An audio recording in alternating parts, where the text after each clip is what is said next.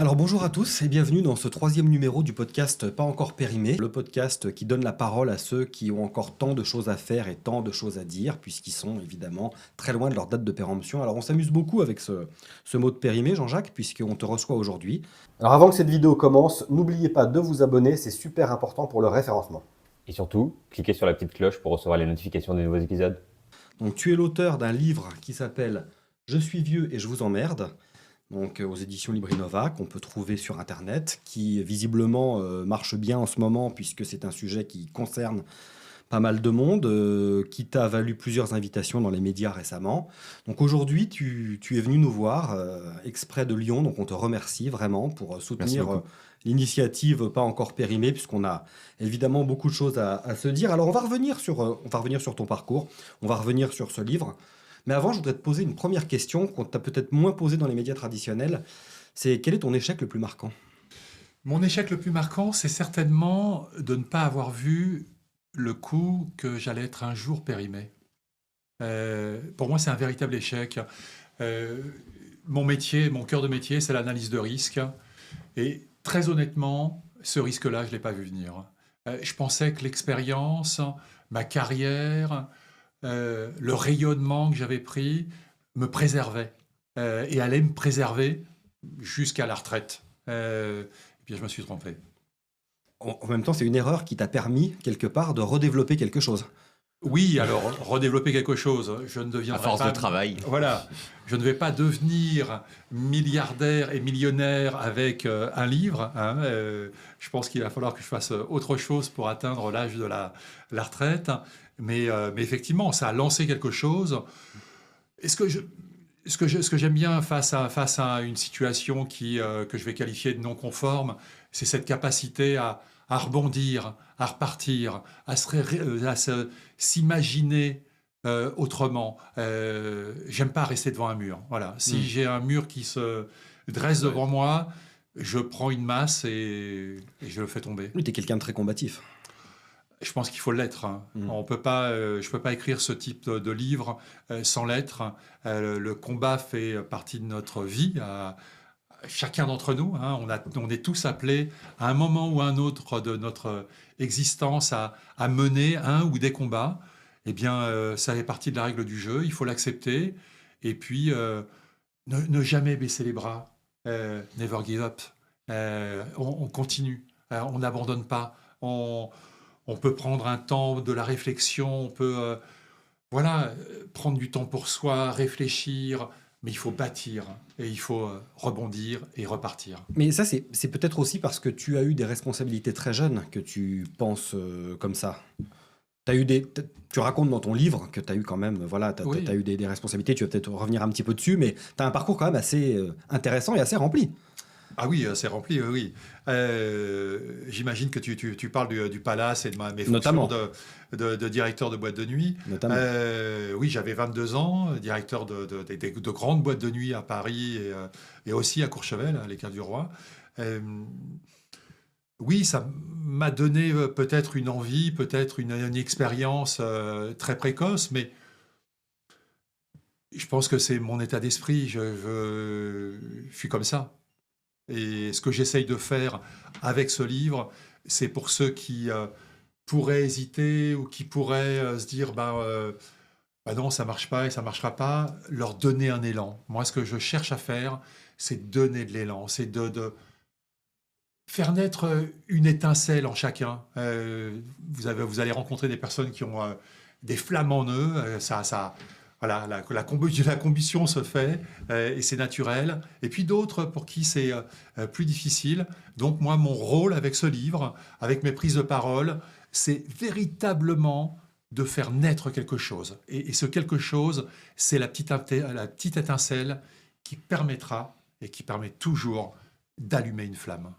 Montrer qu'il y a aussi une forme de jubilation à la fin, en saisissant justement cet élan, qu'il y a quelque chose, il y a cet espoir de ressentir à nouveau cette sensation forte qu'on a typiquement, habituellement associée à l'enfance de tout est possible. Et Bien sûr. plus on vieillit, moins on a l'impression que ce champ est large, alors qu'en fait, à force de travail, à force de volonté surtout, et en saisissant les opportunités qui se présentent à nous, ce qui parfois est le plus difficile, il y a cette récompense à la fin de pouvoir se dire je ne suis limité par rien à part par moi-même.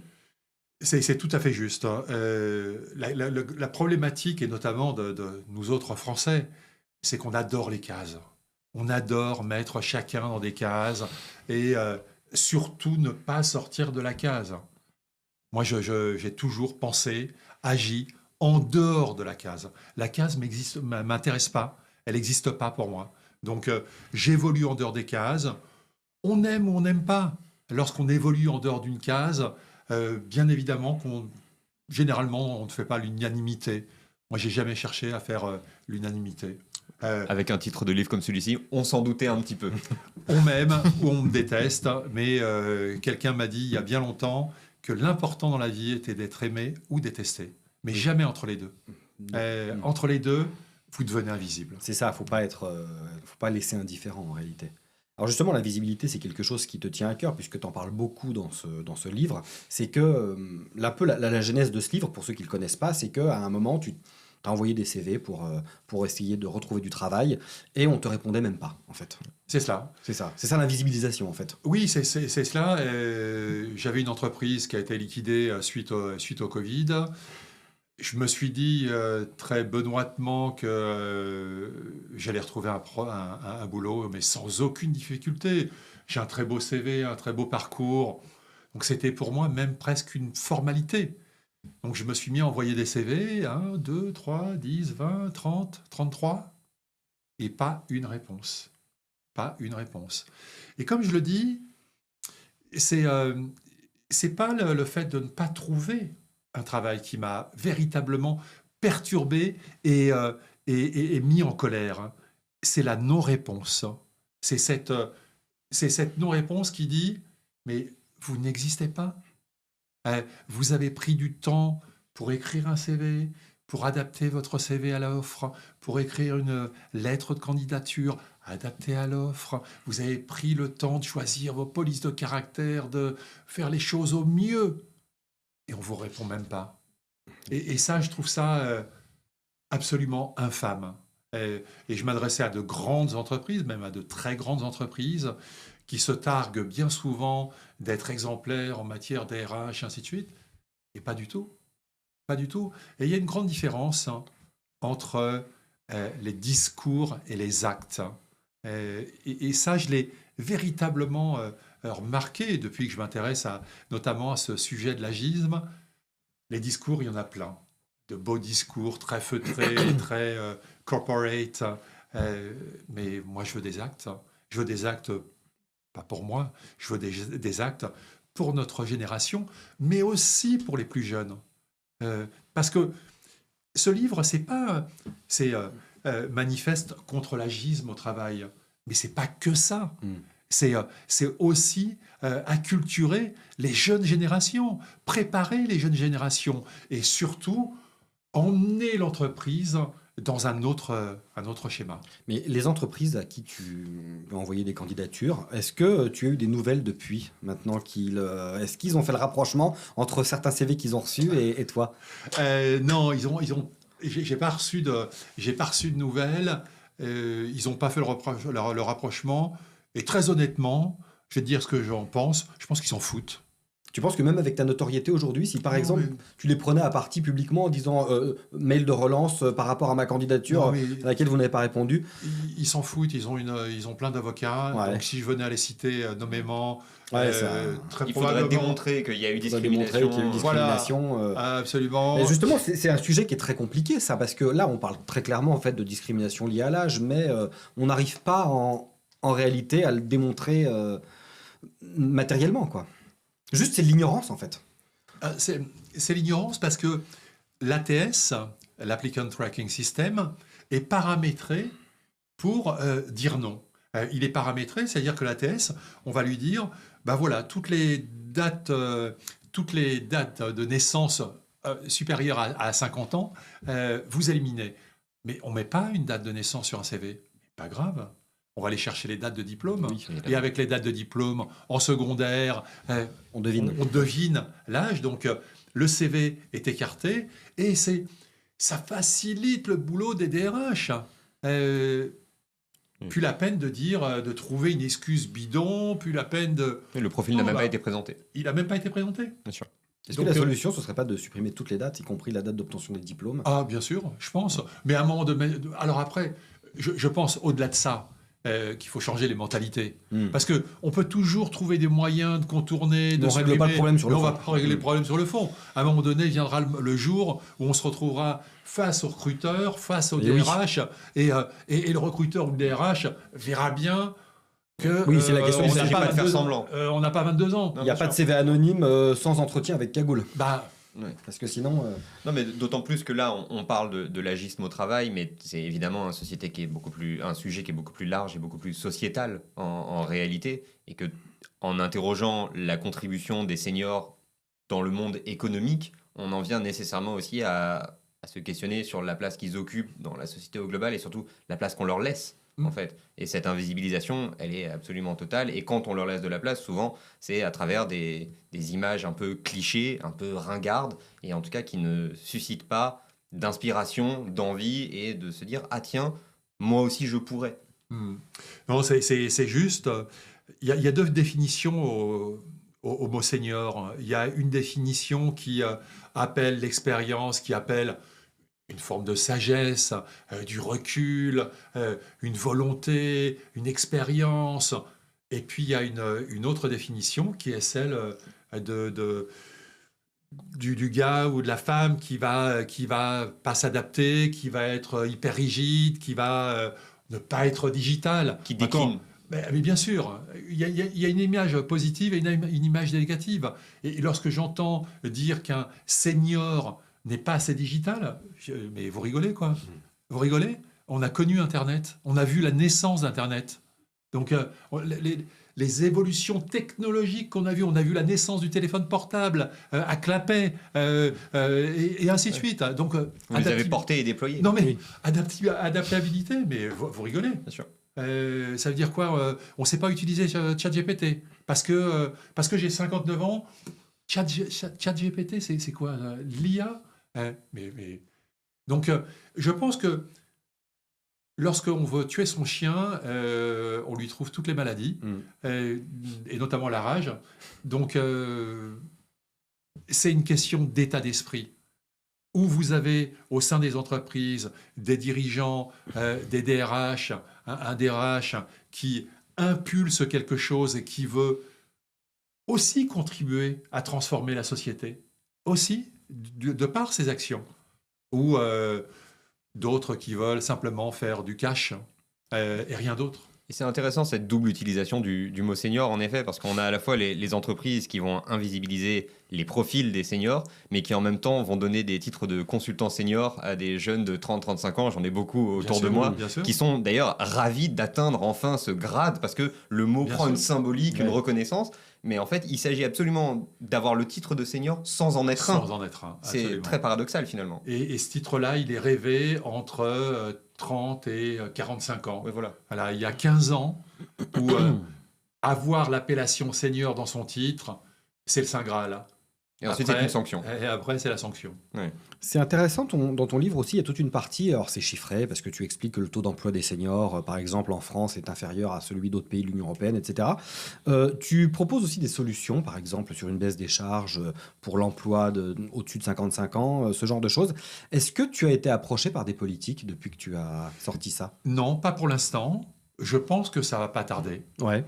Très honnêtement, ça ne va pas tarder. Et dans tous les cas, que les politiques comptent sur moi pour faire beaucoup de bruit pendant la prochaine élection présidentielle. Parce que je vais faire beaucoup de bruit. Je suis un communicant, donc je sais comment communiquer. Et je vais pas abandonner le combat. Ce que vous disiez tous les deux tout à l'heure, c'était...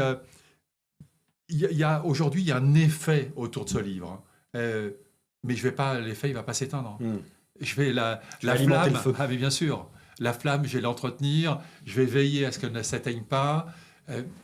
Moi, mon métier n'est pas d'accompagner les seniors. Mon métier est de porter un message. Mon activité aujourd'hui, est de porter un message, de faire bouger les lignes et puis de faire reconnaître que La seniorité en France ne devrait même pas être un sujet. Quitte à faire toi-même de la politique? Quitte à faire moi-même de la politique. D'accord, ne pas forcément laisser ce sujet être Non, emparé non, par d'autres, par des quitte à- partis institutionnels, mais toi y aller Quitte à faire frontalement. moi-même de la politique. D'accord, Bien sûr. c'est quelque chose qui Bien sûr, bien qui sûr. pourrait t'animer. Ah, mais même complètement. D'accord, ok. Ouais. Donc il y a toujours vraiment une envie de contribuer à la société, quoi. Tu le disais tout à l'heure, il y a une envie d'exister. Ouais. Il y a une envie de ne pas rester dans la case, de ne pas rester à se plaindre. On peut toujours critiquer la société ou l'entreprise dans laquelle on est, son logement, son poids. On peut toujours. La critique est ultra facile. Mais elle n'est pas constructive, la critique. S'il n'y a rien derrière, si on ne met pas en marche quelque chose, elle est absolument, absolument pas constructive. Donc, critiquer, oui. Donc, moi, je critique beaucoup. Problème des seniors. Mon cœur de métier est l'insécurité.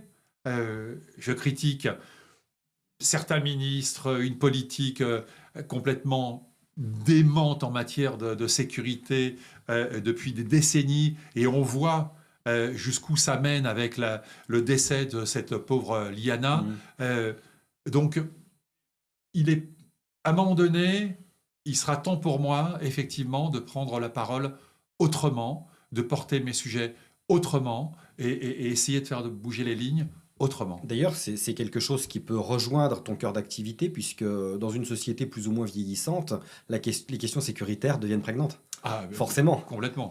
Et le hasard faisant bien les choses, il y a eu la publication aujourd'hui du dernier rapport du corps dont on discutait tout à l'heure hors micro. Conseil d'orientation des retraites. Exactement, avec cette prévision à la fois d'une baisse de la natalité, vieillissement de la population et à nouveau cette préconisation de devoir repousser l'âge de départ légal à la retraite à 67 ans et demi, si je ne me trompe pas. C'est ça. Et donc, il y a à nouveau, on est dans un paradoxe où on a une prévision qui dit il va falloir travailler de plus en plus tard si on veut pouvoir ne serait-ce que tenter d'équilibrer un système qui de toute manière est annoncé en faillite en 2060.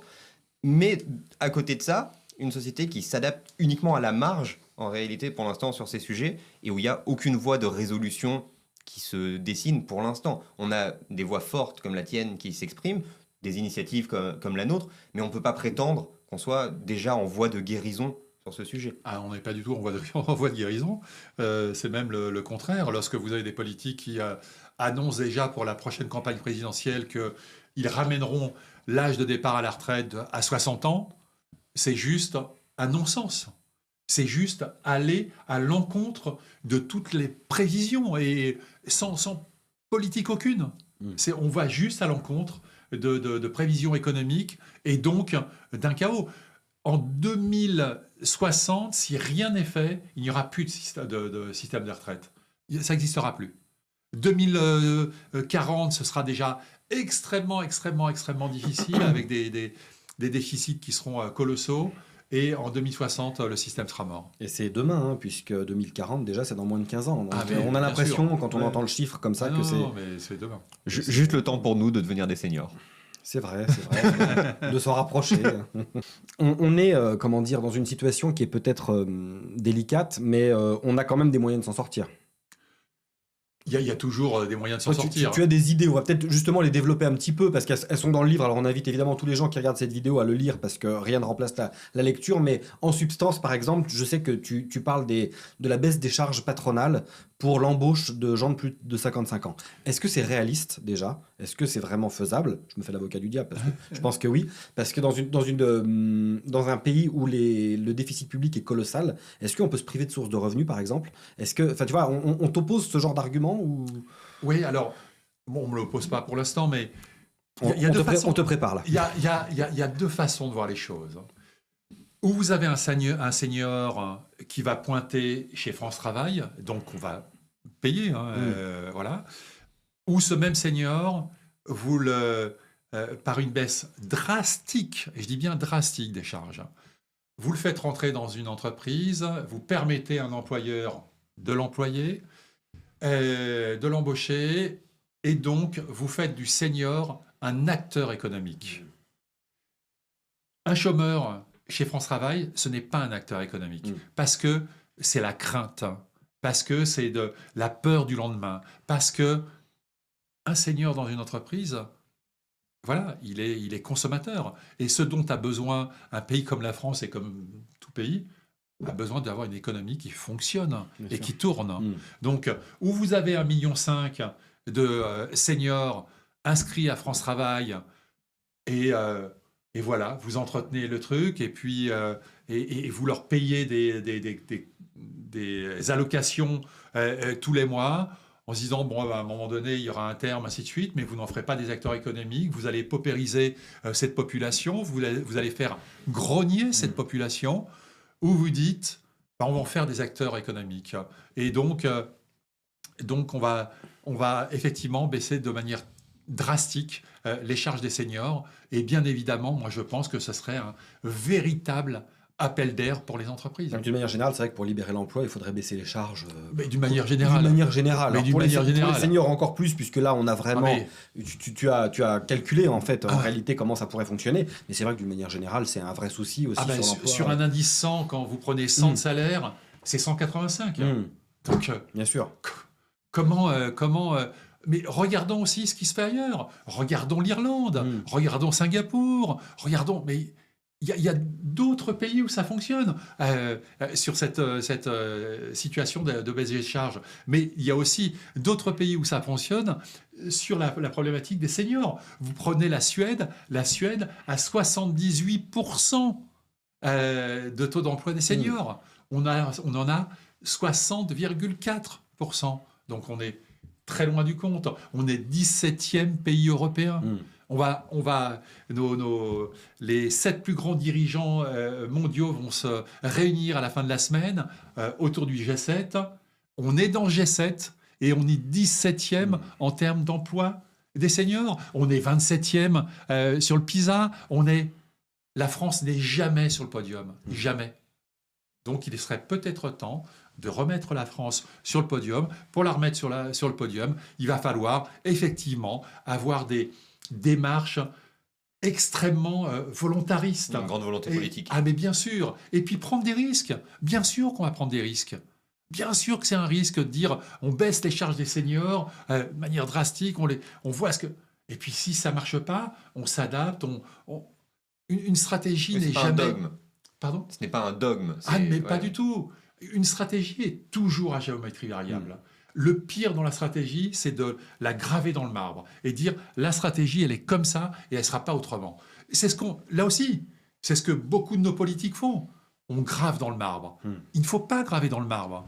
Elle est à géométrie variable. Il y a un élément qui change, toute votre stratégie va changer, va évoluer, c'est un être vivant, une stratégie. Donc, rendons-la vivante et puis surtout, rendons vivants les seniors. En fait, Apprenons aux seniors à revivre. Si on résume tout ça, c'est que les entreprises trouvent que les seniors sont trop chers. C'est ça le truc.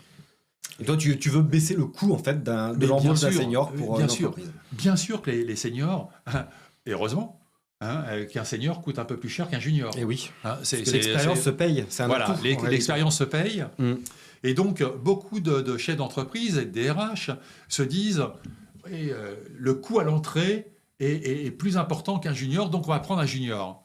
Mais ce n'est pas le coût à l'entrée qu'il faut voir. Non. C'est le coût de rendement. Comment ça va se dérouler ? Un senior, il a vécu des crises. Un senior, il a vécu tellement de situations. Donc, il va faire gagner tellement de temps à l'entreprise que sur le fond, c'est pas vrai. Et puis, un senior, il va être stable. Vous savez que le taux de turnover d'un junior, 18-25 ans, c'est 2 ans et demi dans une entreprise. Vous pensez qu'un senior, ça va être 2 ans et demi ? Non, pas du tout. Parce qu'il n'y aura pas le risque de l'exposition à nouveau, de devoir trouver un nouvel emploi. C'est évident. Et puis un senior, alors non seulement il sera tellement satisfait d'avoir un emploi qu'il va s'y attacher, il va le vivre avec son âme, il va le vivre avec son cœur, avec ses tripes, il va vraiment s'engager pour l'entreprise. Et c'est ça qui est merveilleux. Et c'est ce dont les entreprises ont besoin. Des gens qui s'engagent à 2000%. Non pas que les juniors ne s'engagent pas à 2000%.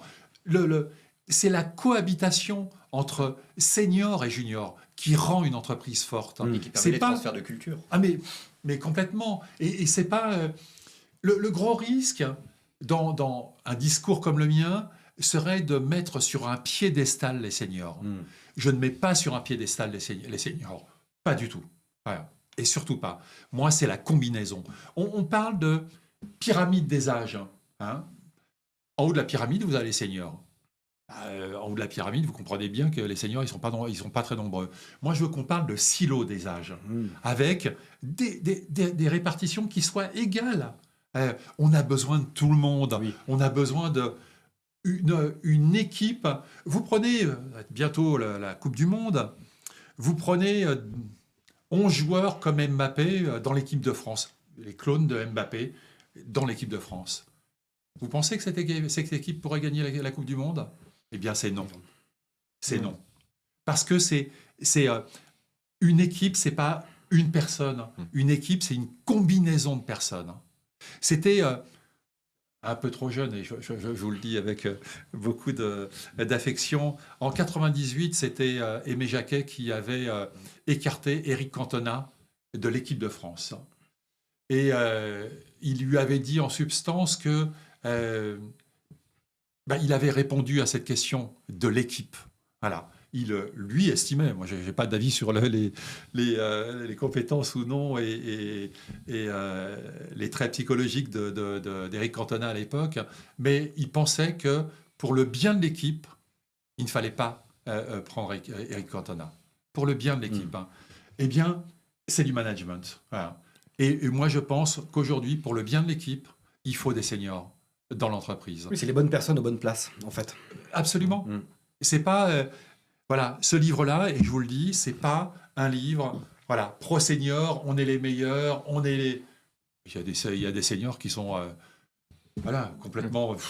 Oui. Qui sont complètement paumés, qui sont complètement has-been. L'âge n'est pas un problème. Moi, je connais de jeunes personnes qui sont vieilles dans leur tête et des vieux qui sont très jeunes dans leur tête. C'est ce que tu dis d'ailleurs dans le livre. Absolument. C'est très intéressant. Donc, parce que tu fais justement cette nuance, en fait. T'es pas un militant, effectivement, de la seniorité à tout crin. Tu fais beaucoup de nuances. En réalité, tu fais beaucoup de nuances. C'est-à-dire qu'on pourrait penser que tu es dans une ligne très militante dure, alors qu'en réalité, non. T'es tout en nuance et justement à expliquer qu'en fait c'est la complémentarité qui est nécessaire, mais dans toutes les organisations de toute façon, que ce soit dans une entreprise, mais aussi dans la société en général. Mais dans la société, dans une armée, dans une équipe de foot, dans une équipe de foot, dans une équipe de hand, dans une équipe, dans une société. Une société. On n'est pas tous pareils. Non. On n'a pas tous la même couleur de peau, on n'a pas tous la même religion, on n'a pas... Et alors ? Et au contraire. On n'a pas tous le même âge. On n'a pas tous le même âge, on n'a pas tous... Et c'est très bien ainsi. C'est très très bien. C'est ça qui fait la force d'une société avec un grand S. Alors, la solution pour ceux qui ne trouvent pas de travail, et tu en parles d'ailleurs dans le livre, c'est parfois de se créer son propre travail. Donc il y a des seniors qui n'arrivent pas à se faire embaucher et qui du coup deviennent entrepreneurs. Bien sûr. Montent leur société, parfois des sociétés de conseil. Tu as des bons exemples comme ça et leurs anciennes boîtes leur achètent des prestations de conseil. Absolument. Donc ça c'est quelque chose d'amusant, mais c'est pas viable pour tout le monde. Ça. Non, c'est pas une solution qui est viable pour tout le monde. Parce qu'on dit souvent vous n'avez qu'à on ne veut pas vous embaucher, créez votre boîte. Oui, mais alors vous faites une reconversion. Ce qui est en soi très bien et pour toutes les personnes que ça concerne, heureusement que ça existe, mais on ne peut pas proposer ça comme horizon commun en disant puisqu'on ne veut plus de vous dans le marché dans lequel vous avez accumulé de l'expérience et de la légitimité, lancez-vous à nouveau de zéro et puis tout ira bien. Bon. Je parlais de foot. Je pense que quelle que soit la qualité du joueur, tout le monde n'est pas apte à endosser le rôle de capitaine. Tout le monde n'est pas apte à monter une entreprise. Tout le monde n'est pas apte à être auto-entrepreneur. C'est pas vrai. Et je dis bien, quelles que soient les qualités de la personne. Alors là, c'est pas une question d'intelligence, de pugnacité, pas du tout. C'est monter une entreprise, c'est une histoire à part, vraiment. L'âme de l'entrepreneur, on parle d'âme d'entrepreneur, c'est vraiment un truc à part. Ouais. Et ça, très honnêtement, on l'a ou on l'a pas. Moi, je l'ai eu parce que j'ai grandi dans une famille d'entrepreneurs. Mon père était entrepreneur. Je l'ai vu construire, bâtir, ainsi de suite. Et je crois que il m'a transmis ça. Mais c'est extrêmement compliqué, extrêmement compliqué d'être entrepreneur aujourd'hui. C'est De plus en extrêmement plus, compliqué. parce que l'excès de ouais. normes, etc., et tout est, on met des bâtons dans les roues des entrepreneurs en Ah, permanence. c'est- C'est très compliqué. Parce qu'on dit, alors, vous êtes senior, mais ça coûte cher de vous embaucher, donc vous n'avez qu'à entreprendre. Ah mais oui, mais si vous entreprenez, c'est tellement compliqué aussi d'entreprendre que vous n'allez pas forcément réussir. Donc de toute façon, le problème est un peu inextricable. Encore une fois, à cause des normes, à cause des impôts excessifs, etc., etc. On est quand même aussi dans cette logique-là, ouais. il faut le dire. Oui. Ce qu'on n'aime pas, et le grand problème de la France aujourd'hui, c'est le manque d'agilité. Mm. Il va falloir qu'on rende notre société agile, Mm. capable de rebondir extrêmement rapidement, capable de créer extrêmement rapidement. On a su reconstruire Notre-Dame en 5 ans. 5 ans. C'est vrai, Notre-Dame. c'est un très bon exemple. Ça. Et Notre-Dame, si on avait gardé tout le cadre Normatif. que ce soit normatif, que ce soit pour les appels d'offres publics, que ce soit pour les autorisations X, Y, Z, ainsi de suite, je pense Notre-Dame, voilà, peut-être que les travaux n'auraient peut-être même Vous aurez pas commencé. débuté. Oui, bien sûr. Donc, je pense qu'il faut qu'on retrouve de l'agilité. Et un senior est agile. J'entends souvent qu'un senior n'est pas assez agile, mais bien sûr qu'on est agile. Bien sûr. Alors, là aussi, bien évidemment qu'il y a des seniors qui ne sont pas agiles. Tout à Bien fait. évidemment. Tout comme certains jeunes ne le sont mais- pas non plus. Mais d'une manière générale, oui, nous sommes agiles. Je le dis dans le livre, on a traversé des tempêtes. On n'a pas eu une tempête, on a eu des tempêtes. On a connu des crises, on a connu des plans sociaux, on a pratiquement tout connu. Donc oui, cette agilité, on l'a. Il faut qu'on la cultive et il faudrait aussi que nos politiques apprennent à cultiver cette agilité, à se rendre plus agile. Si une société qui est agile, c'est une société qui répond, qui prend le contrôle, qui répond immédiatement. Qu'est-ce que tu dirais si tu pouvais retourner dans le passé à ton toi de 20 ans? À mon mois de 20 Ouais, ans, si tu te voyais là à 20 ans comme ça, tu te dédoubles, tu te vois à 20 ans, qu'est-ce que tu te dis? alors je me dirais ce que je te disais tout à l'heure en introduction, déjà d'être extrêmement prudent sur mes certitudes. Ma certitude a été celle que j'allais être capable de retrouver un boulot extrêmement rapidement parce que j'avais de l'expérience. Mais à mon mois de 20 ans, je dirais, forme-toi, sois curieux, garde ton impertinence, et tu verras, ça va bien se passer. Et tu verras, mais reste celui que tu as toujours été.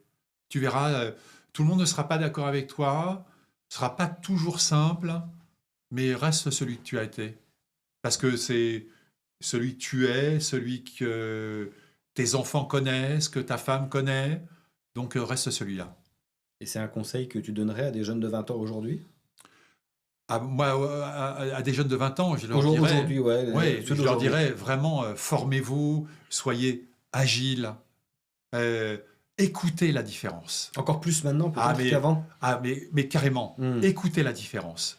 Vous n'allez pas toujours être d'accord avec les personnes dont vous allez croiser le chemin, mais écoutez-les. Simplement, écoutez-les. Ouvrez le débat. Ouvrez vos chakras. Ne soyez pas dans des certitudes. Surtout pas. Aucune certitude. Vous pouvez avoir des opinions qui soient parfaitement tranchées, parfaitement, fortes, avec des valeurs, mais écoutez la différence. Écoutez celui que vous détestez. Écoutez-le. Parce que, très certainement, il ne va pas vous convaincre, mais dans tous les cas, il va nourrir votre réflexion. Et lorsqu'on arrive à se nourrir de la différence des autres, eh bien, on devient encore plus fort. C'est du développement personnel en fait. C'est du développement personnel. Ouais. Exactement. On n'est pas que dans l'esprit business, c'est tout, Non, non, en tout effet. l'esprit en fait Non, de pas mais- encore mais- périmé, c'est Bien sûr. aussi de donner des clés, d'abord des clés de compréhension du monde, puis surtout des clés de compréhension de soi-même. C'est très important et le fait de s'ouvrir et d'apprendre à s'ouvrir, c'est aussi une façon de mieux se connaître soi-même. Ah, mais bien Peut-être. sûr. Tu te découvres aussi, plus tu t'ouvres aux autres, plus tu te découvres. Ah, Et, mais c'est complètement. ça que l'altérité en fait avec les gens plus âgés, c'est aussi quelque chose qui apporte énormément en fait. Bien sûr. Ah, mais complètement. Et quand on est jeune, c'est important. Mais Le, complètement, le c'est- mentorat, le fait de Le mentorat. disposer de gens qui nous accompagnent Tout à fait. et puis qui peuvent aussi nous éviter les choses trappes et les écueils Oui. habituels parce qu'ils les ont déjà vécus et que ça sert à rien de répéter continuellement les mêmes erreurs. Oui, et au même titre qu'il est hyper important pour un senior d'écouter un junior. Oui. Bien sûr. Parce que un junior va... Moi, j'ai travaillé avec énormément de juniors, mais ils m'ont nourri. Avec les... Alors, moi, je peux le dire... Voilà, je peux le dire face caméra. Je peux... Donc, je suis quand même... J'ai un niveau de médiatisation qui est... Je suis pas une star, mais qui est quand même là. J'ai travaillé avec énormément de juniors. Je les ai toujours écoutés et je n'ai jamais joué au patron. Hmm. Je n'ai jamais... Moi, je suis pas leur père. Voilà. Je suis pas leur père. Je suis là pour travailler avec eux. J'ai pas besoin de faire, comme on dit dans l'armée, faire claquer les galons. Un junior a une idée, elle est bonne. Eh ben, elle est bonne. Point. Bien sûr. Enfin, elle est très bonne. Point. C'est comme ça. C'est vraiment ce qu'il faut qu'on arrive à faire. C'est véritablement à créer cette interaction. Mais cette interaction, on va la créer à partir du moment déjà où on va supprimer le terme de junior et de senior. Hmm. On est des êtres humains. Point. Oui, dans la relation. C'est déjà pas mal. Ouais. C'est déjà bien. C'est déjà C'est bien. déjà bien. Donc dans la relation, moi je m'en fous que tu aies 35 ans, 40 ans, pareil pour toi, je m'en fous. J'interagis avec vous. Alors, est-ce qu'il faut Votre des, âge, est-ce qu'il je faut m'en des fous. éléments plus expérimentés que d'autres dans une start-up, par exemple? En matière de start-up, il y a un chiffre qui est extrêmement intéressant. Sur les 5 premières années, entre 60 et 70% des start-up se cassent la gueule. Sur les 10 premières années, c'est 80%. Donc, la start-up, c'est le stéréotype même du culte du jeunisme. Du culte, je dis bien du culte du jeunisme. Hmm. Culte, on est jeune, on est cool, on est... Ouais, mais si au bout du compte, il n'y a que 20% des startups qui tiennent le coup, le ratio est pas vraiment bon. Donc pour répondre à ta question, bien évidemment, mais on parlait tout à l'heure, complémentarité. Hmm. C'est pas de transformer les startups en boîte de seniors, c'est que dans les startups, il y a une proportion de seniors pour éviter les erreurs, pour apporter autre chose, pour apporter un autre souffle, pour apporter une autre vision, un autre regard. Tu le dis, il y en a qui osent l'embauche de Ah, mais bien seniors et sûr. puis qui ne s'en Mais bien plaignent sûr. pas derrière. Mais bien sûr. Le Mais retour bien sur sûr. investissement est bon. Ah, mais carrément. Notamment en termes que ce soit de direction commerciale ou pour assister les levées de fonds ou comme Bien sûr. conseiller justement pour piloter dans des marchés qui parfois sont complexes et où on voit typiquement les startups étant habituellement un milieu de gens école de commerce ou école d'ingénieurs qui peuvent arriver post-diplôme plein de certitudes mais sans s'être confrontés aux réalités sociologiques Bien du sûr. marché. Bien sûr. Le fait de disposer de personnes seniors dans l'équipe, ça peut pas simplement faire gagner des mois, voire des années dans les process, ça peut faire la différence entre un projet Ah, qui mais- fonctionne et un projet qui reste au stade de slide en fait. Ouais. Et c'est très rassurant Bien sûr. pour le banquier, pour l'investisseur, pour le capital risqueur. C'est hyper rassurant d'avoir... Voilà. Et puis c'est aussi une preuve d'intelligence. Le capital risqueur, il va se dire, ouais, cette start-up-là, elle est différente. Elle n'a pas tout basé et tout misé sur uniquement des jeunes ayant alors certes la tête bien faite, avec des beaux diplômes, ainsi de suite. Ils ont misé sur autre chose. Et c'est ça qui est important. Oui, en fait, c'est aussi être vraiment disruptif, peut-être justement. C'est ce que beaucoup de startups se prétendent disruptives, mais en réalité font toutes les mêmes choses. Elles sont toutes organisées sur le même schéma. Et peut-être que ceux qui osent justement l'embauche d'un senior ou qui osent prendre des risques un peu différents des autres sont vraiment ceux qui mettent en place la disruption qui vante. Ouais, la vraie disruption, c'est effectivement casser un modèle. Donc, est-ce que les modèles de start-up tels que nous les connaissons aujourd'hui sera cassés demain? Je le pense, et je l'espère, si on veut avoir plus de 20% de nos start-up françaises qui passent le cap des 10 ans. Donc, et c'est possible. Vous avez, je pense que lorsque vous faites une levée de fonds, c'est que l'idée est bonne. Mais à un moment donné, il y a quelque chose qui fonctionne pas. À un moment donné, il y a un truc qui fonctionne pas. Donc, peut-être que le senior peut apporter, et les seniors peuvent apporter cette matière qui va faire que ça va fonctionner, que ça va peut-être être un peu plus lent, parce que le senior est un peu plus lent. C'est sûr que moi, je cours plus aussi vite que je ne courais à 20 ans, mais c'est pas mal de courir un peu moins vite. Tu le dis, tu parles de cette petite inspiration qu'on prend avant une montée, qu'on n'aurait pas prise il y a 10 ans. Exactement, mais par contre, on va beaucoup plus loin. Oui. Voilà. Les meilleurs trailers, c'est pas des juniors. Hein. C'est pas des... Vous n'avez pas de trailer champion du monde à 20 ans. Hein. Tu as des belles formules d'ailleurs. Tu dis que parfois on sent un petit trader le matin et on se rappelle qu'on habite un corps. C'est joliment dit en fait. C'est-à-dire que tu sépares un peu le corps de l'esprit, parce que ton esprit est très dynamique et puis parfois tu peux sentir que ton corps est un peu plus à la traîne et c'est ça qui te rappelle ton âge. Oui, il y a mon corps qui me rappelle mon âge, il y a ma barbe blanche qui me rappelle mon âge. Mais c'est comme ça. C'est merveilleux de vieillir. Moi, j'ai dédié ce livre à mon frère qui est mort sous mes yeux d'un accident de moto. Je passais par hasard, il est mort. Lui, il n'a pas eu la chance de vieillir. Donc, il avait 18 ans, il n'a pas eu la chance de vieillir. Et tu vis pour deux, moi, tu le dis. Je vis pour deux. Mais c'est une forme de responsabilité. Oui, alors je n'ai pas tourné ça dans le dramatique, mais oui, d'une certaine manière, oui, je vis pour deux. Je vis, ce serait même totalement irrespectueux pour mon frère et pour tous ceux qui meurent jeunes de dire mais moi à 58 ans, non je suis pas content, j'ai un peu mal là, j'ai un peu mal ci, j'ai un peu ça. Non, on s'en fout. Très honnêtement, on s'en fout. Avance. Donc oui, je sens cette petite douleur. Oui, je vois ma barbe blanche. Oui. Mais dans ma tête, je peux vous assurer que j'ai 20 ans. Mais c'est un truc qui est sympa chez toi, en fait, c'est que tu as l'air d'être positif en permanence. Alors, les gens qui ne me connaissent pas bien diraient que je suis un pessimiste né. Un pessimiste né. Mais je vais vous donner la définition exacte du pessimisme. Un pessimiste est un optimiste qui regarde la réalité en pleine conscience.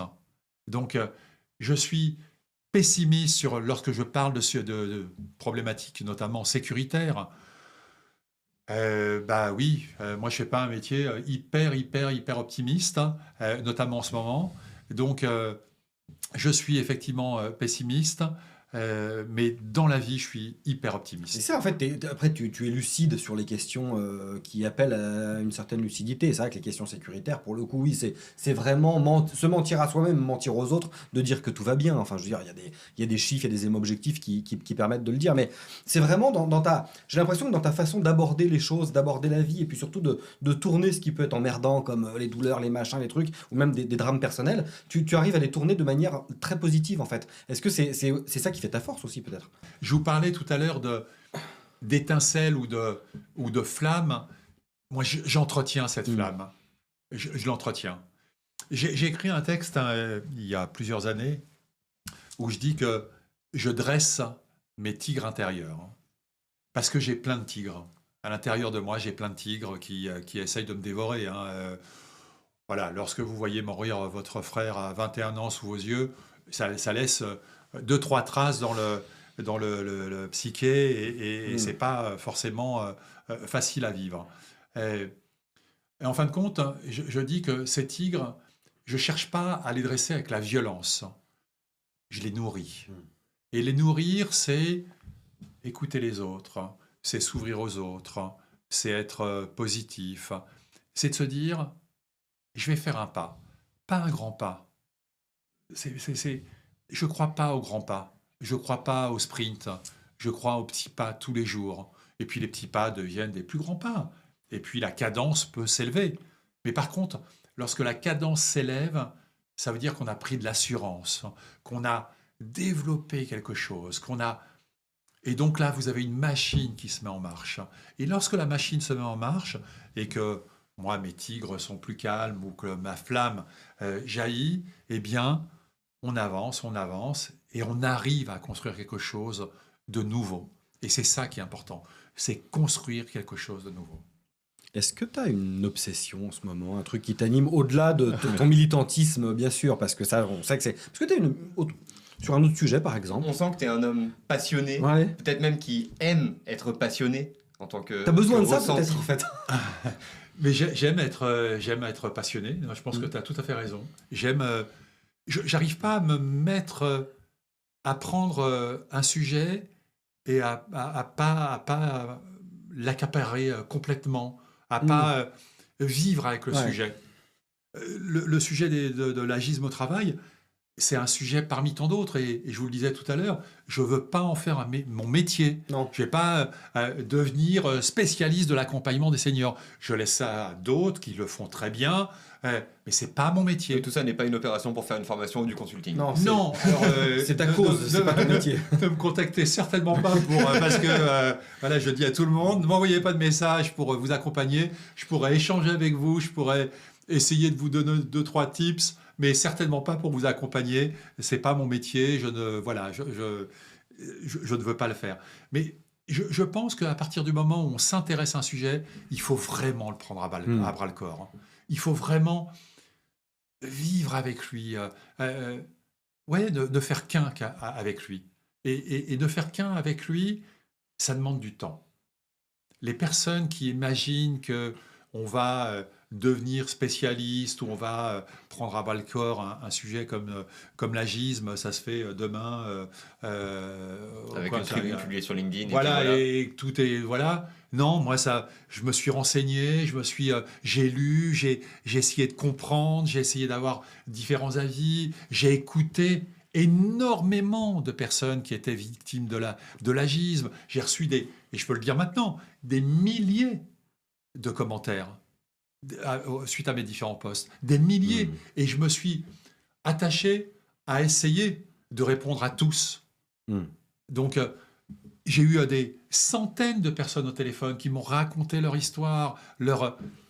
Donc, oui, pour mieux avancer dans la vie, je pense qu'il faut être passionné. Oui. Sans passion, c'est plus compliqué. Mais est-ce qu'à côté de ce sujet qui te prend vraiment aux tripes et auquel tu te consacres énormément, est-ce qu'il y a de la place pour autre chose en ce moment? J'allais te demander, parce que ça peut aussi être une mission dévorante. Ouais, c'est ça. Ah non, je pense qu'il faut savoir segmenter sa vie. Il y a un moment pour l'agisme, il y a un moment pour la détente, il y a un moment pour l'écriture, il y a un moment pour ma famille, il y a un moment...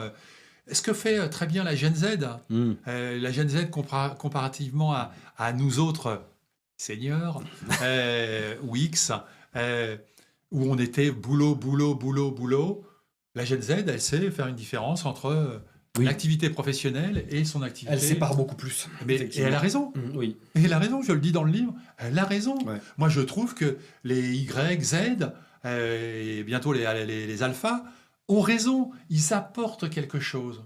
Un des moments où les seniors peuvent écouter et c'est les ça, et juniors et en retirer quelque apprendre chose. des Mais plus bien jeunes. sûr. On a eu notre tout premier invité, Georges, qui disait qu'on pouvait même apprendre d'un bébé. Il avait cette formule qui était plutôt bien. jolie. Il a dit on peut tout apprendre des jeunes, même d'un bébé, on peut apprendre quelque chose. Et en réalité, c'est vrai. Mais moi, alors je le dis, moi, je vous ai dit que j'ai travaillé avec énormément de jeunes, et je leur ai dit, ils pourront en témoigner, ainsi de suite. Ils m'ont appris. Mais la vie, c'est un partage. Si je te donne, tu me donnes. Si je te donne et que tu ne me donnes rien, ça ne marchera pas. Ça ne marchera pas. Ça ne pourra pas marcher. C'est un véritable échange. Oui, c'est vrai. C'est un échange avec tout le monde, c'est un Ah, échange, mais- c'est un échange continu en fait. Ah, Ça continu. n'arrête pas. C'est-à-dire que Continu. tu échanges avec tout le monde tout le temps. Exactement. C'est aussi la vie en société, quoi. Exactement. Est-ce que tu sais ce que tu as envie de faire quand tu seras grand? Continuer à rester moi-même, hein. Continuer à écrire, continuer à déranger, continuer à dire tout haut ce que d'autres pensent tout bas, continuer à être objectif, continuer à dire je me suis trompé si jamais je me suis trompé, et j'ai raison si j'ai raison. Donc pour répondre simplement à ta question, continuer à être être moi-même. Mais c'est Je oui. veux pas, je veux pas grandir plus que ça. Mais c'est marrant parce que c'est un peu dans la continuité de ce que tu aurais dit à ton toi de 20 ans, puisque tu as dit Ouais. que tu te dirais de rester impertinent, mais en fait, tu es resté impertinent, même sans Bien avoir sûr. ton toi d'aujourd'hui qui vient voir ton toi du passé, tu as su rester impertinent tout le temps, et aujourd'hui, tu le fais encore, et puis surtout, t'admets si tu te trompes, t'admets, t'es, comment dire, t'as quand même du recul sur toi-même aussi, tu te laisses pas emporter Ah non, je vais pas me par tout laisser. ça, Ah non, tu restes lucide. Ça, il n'y a aucun risque. Je vais pas me laisser emporter. J'ai eu la chance de travailler pour vraiment alors non seulement des personnalités, show business, ainsi de suite, mais aussi des personnalités, des grands capitaines d'industrie. Mhm. La puissance, la richesse, je sais. La médiatisation, je sais ce que c'est. Euh, Moi, aujourd'hui, j'ai ma petite période de médiatisation. Ne vous inquiétez pas, les gars, ça, j'ai bien la vivre. Je n'ai pas changé, je ne vais pas devenir quelqu'un d'autre. Je vais pas. Et si demain, cette phase de médiatisation venait à s'amplifier, je vais rester le même. Parce que je pense que ça ne vaut pas le coup de changer. Ce qui vaut vraiment le coup, par contre, c'est de faire attention aux autres. Ça vaut vraiment le coup. Et moi, j'aime à dire que je fais attention à tout le monde. Et je le dis parce que là aussi, c'est. Je pense que quand on ouvre sa gueule comme je l'ouvre, il faut être certain de son coup. Mhm. Voilà. Oui. Moi, je suis certain de mon coup. Parce que Ouais. ça fait depuis 35 ans que je travaille, ainsi de suite, que je respecte les gens. Alors, et je le dis bien, il y a des personnes qui peuvent me détester, et je le comprends. Parce que je peux être dérangeant, parce que je peux être cassant aussi. Hein. Si on vient me chercher, il ne faut Mhm. pas trop me sauter non plus sur les pieds. Mhm. Mais, mais par contre, voilà, si j'ai une qualité, c'est le respect. Je respecte tout le monde. Et du bas de l'échelle jusqu'au haut de l'échelle. Et je ne fais pas de différence. Moi, je ne fais pas de différence entre un CEO, une CEO et celui qui pousse les colis dans un dépôt. Mhm. Pour moi, il n'y a aucune Non, c'est différence. l'humain avant tout. C'est l'humain. Et ce que j'entends, c'est qu'après avoir passé toutes ces années à faire attention à ne pas rentrer dans des cases, tu es aussi bien conscient aujourd'hui, avec la médiatisation, ce sujet qui prend de l'ampleur, et ce rôle aussi que tu commences à occuper et à représenter pour un certain nombre de personnes, à ce moment-là, ne pas finir par rentrer dans une case un peu mais c'est cliché clair. qui C'est viendrait clair. ternir justement l'élan Ah, mais- originel. Oui, et c'est même pas alors, c'est même pas de ternir une image. Je suis même pas dans cette stratégie-là. De manière, c'est une stratégie. Ceux qui maîtrisent leur image, ils finissent toujours par se planter. Mhm. Toujours. Oui. C'est extrêmement difficile de contrôler une image, d'effacer sa véritable personnalité. C'est extrêmement difficile. C'est Et- comme et l'esprit toutes les- d'entrepreneur, tout le monde n'en est pas capable. Voilà. On- Et toutes les personnes qui se sont lancées dans l'exercice à vouloir cacher les défauts, finissent toujours par se planter. Toujours. Moi, je cache rien. Je suis moi-même. Et je vais rester moi-même. T'es très spontané en plus. Et je vais faire les choses, Ouais. utiliser les mots que je souhaite utiliser et pas d'autres, et faire en sorte que... non, mais être moi-même. Pourquoi j'ai quoi encore 20 ans à vivre? Un petit peu plus, on espère. Peut-être plus, plus peut-être possible, moins. on espère, Tu sais, je dis, et je l'écris dans le livre, je vis chaque jour, mais chaque jour, comme si c'était le dernier. Mhm.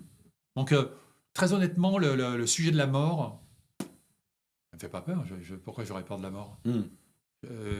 Pourquoi? J'aurais dû avoir peur de la vie lorsque j'étais dans le ventre de ma mère, ne sachant pas ce qu'il y avait derrière. Toujours peur de l'étape d'après. Mais en bien fait. sûr, C'est ça. ne sachant pas ce qu'il y avait derrière. Donc, la mort, c'est une autre étape. Tu t'inquiètes plus de tout ce qui reste à faire avant. Exactement.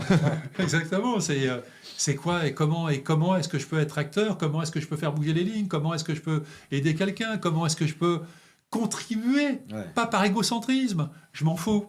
Je m'en fous. Ouais, non, mais t'aimes Je m'en ça en fous de fait. mon- te- Je m'en fous de mon image. Oui. Je la soigne pas. Alors, bien sûr qu'il y a un jeu. Hein, et ça, on apprend à maîtriser ce jeu pour emmener. Mais moi, ce que je veux, c'est emmener. C'est pas polisser un personnage. Non, tu mets ta capacité à communiquer, tu la mets au service de ta cause et pas à l'inverse. Même Absolument. le jeu, le mot en lui-même, c'est un ressenti amusant. C'est quelque chose qui apporte, Mais en bien fait. sûr. Donc, c'est pas une posture, c'est vraiment le fait d'animer ça aussi d'une manière authentique et qui te ressemble. Toujours est-il que je m'amuse bien. C'est le plus important. C'est le plus important. En tout cas, on te remercie d'être venu Merci à vous. t'amuser avec Merci nous. beaucoup. Alors, de nous avoir accordé ce temps. on rappelle que Jean-Jacques a écrit ce livre « Je suis vieux et je vous emmerde ». Donc, manifeste contre l'agisme au travail, qu'on peut trouver sur Internet, on le commande sur Amazon. On mettra le lien en description. On mettra évidemment. le lien, bien évidemment, en description. Ce bouquin a beaucoup de succès. Je recommande vivement de le lire, hein, puisque je viens de le terminer et Merci j'ai beaucoup. beaucoup apprécié. Et je te remercie. Évidemment, tu seras le bienvenu pour la suite de ton actualité sur le podcast Pas encore périmé, parce que petit à petit, quand on va se développer, c'est un peu ce qu'on fera. On rappellera nos invités pour voir ce qu'ils Exactement. deviennent. Et Exactement. bah voilà, merci beaucoup. Merci encore. te souhaite à le vous. meilleur. Merci à vous. À très bientôt. Au revoir. Merci. Au revoir.